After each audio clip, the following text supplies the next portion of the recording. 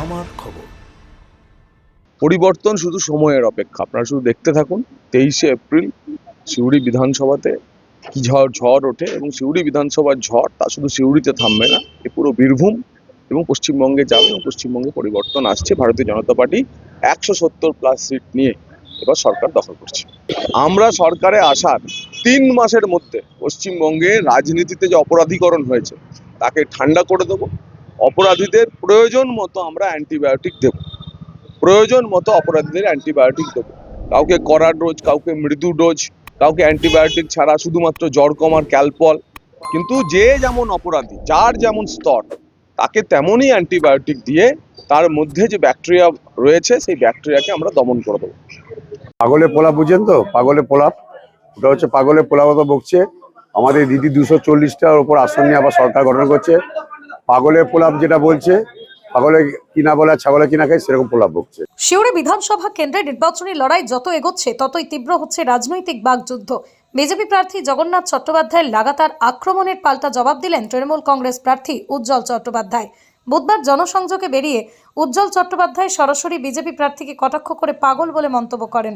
একই সঙ্গে তিনি জগন্নাথ চট্টোপাধ্যায়কে কলকাতার বাবু বলেও আখ্যা দেন, নিজেকে ঘরের ছেলে হিসেবে তুলে ধরেন। এদিন সকাল থেকে সিউড়ির বিভিন্ন প্রান্তে প্রচারে ব্যস্ত ছিলেন উজ্জ্বল চট্টোপাধ্যায়।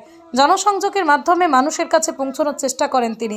উজ্জ্বল চট্টোপাধ্যায় দাবি করেন আবারও রাজ্যে তৃণমূল কংগ্রেস ক্ষমতায় ফিরবে এবং মুখ্যমন্ত্রী হবেন মমতা বন্দ্যোপাধ্যায়। পাশাপাশি তিনি আশাবাদী এবার 240 আসন দখল করবে তৃণমূল কংগ্রেস। তিনি আরও বলেন, সারা রাজ্যে তৃণমূল কংগ্রেসের একটাই মুখ, মমতা বন্দ্যোপাধ্যায়। আমরা সবাই তাঁর সৈনিক মাত্র।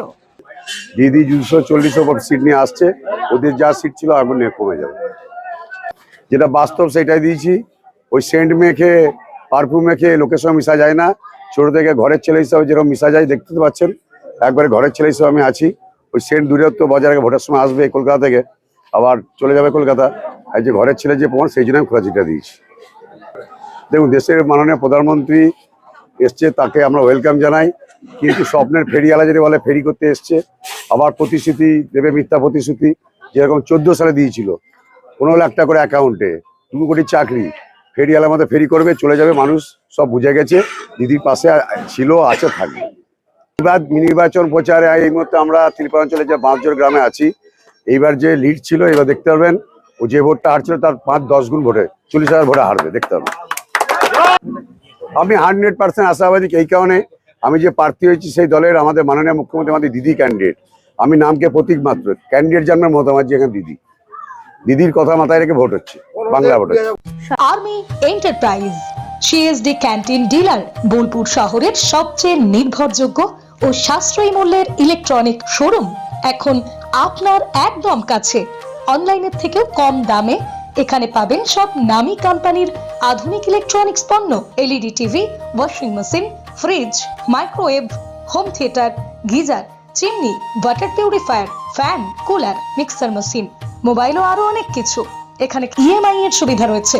সৈনিক ভাইদের জন্য সিএসডি ক্যান্টিন রেটে বিশেষ ছাড় পাওয়া যায়।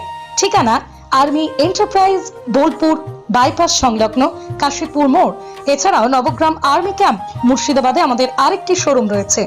দেখতে চোখ রাখুন আমাদের ফেসবুক ও ইউটিউব চ্যানেলে।